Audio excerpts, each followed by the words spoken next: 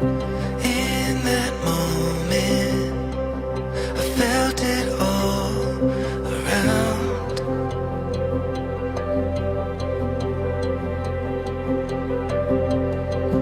I was falling, I never reached the ground. Message ko, sana maging maayos at payapa ang kanilang pamumuhay. Anak ko. Maging maayos.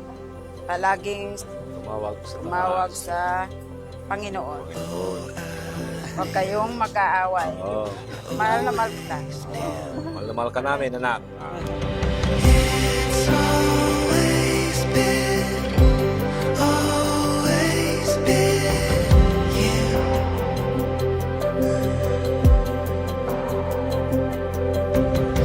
It's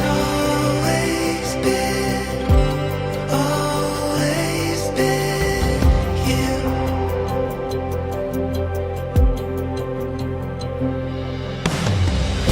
Like the starlight painted in the sky. Ang ganda-ganda mo ngayon.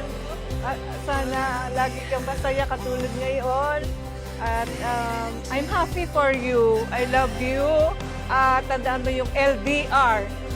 Ang L, I love. Mahalin mo yung iyong asawa ng higit sa lahat. Yung R, ay kailangan may respeto. Respeto sa iyong asawa at respeto din sa iyong sarili. D, ay magkaroon ka ng may pagmamahal din sa Panginoon. Love you, anak. It's always been It's always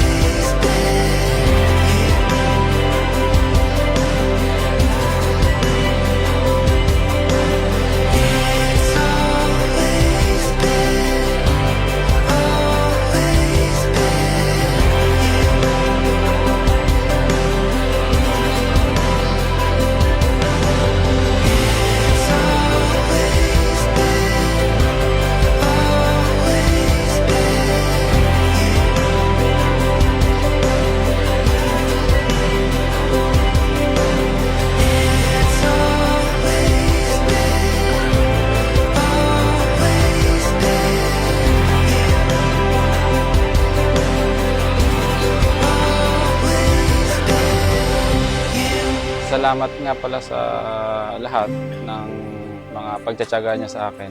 Kasi kahit na marami akong pinagdaanan, nandiyan pa rin siya para sumuporta sa akin.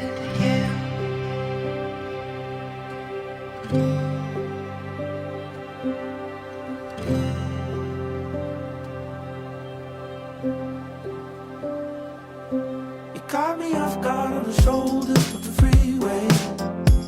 You told me real soft, never been in this late. And I saw it in your eyes, explosions in the skies. Hands in your pocket, shoulder to shoulder, so laid out for me.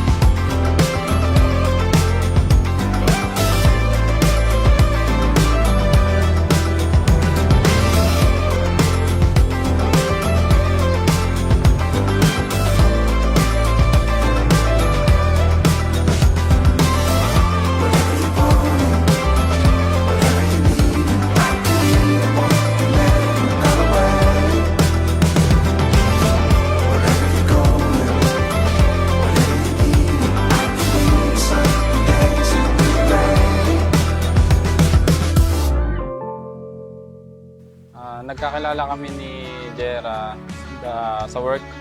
May time na pumupunta ako sa working area nila dahil sa mga duties and responsibilities namin sa area. Iba yung aura niya pag lumalapit ako. Meron ding nag-uudyok sa amin na parang inuudyok kami na uy, nandiyan na si...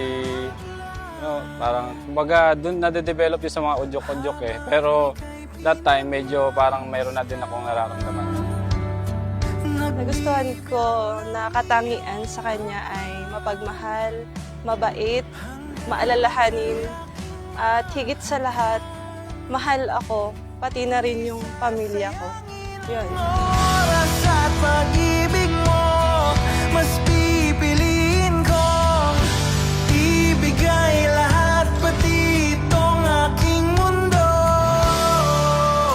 Halika't sumayaw sa ilalim ng bituin, habang ako'y nakatingin sa iyo.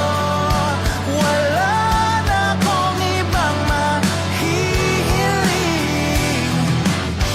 saksi ang langit sa atin. Salamat kasi nakilala ko siya.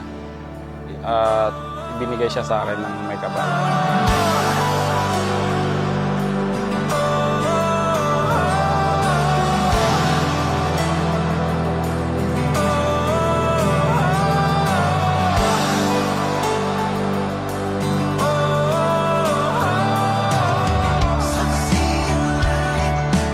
Saksi ang langit sa atin. Saksi ang langit.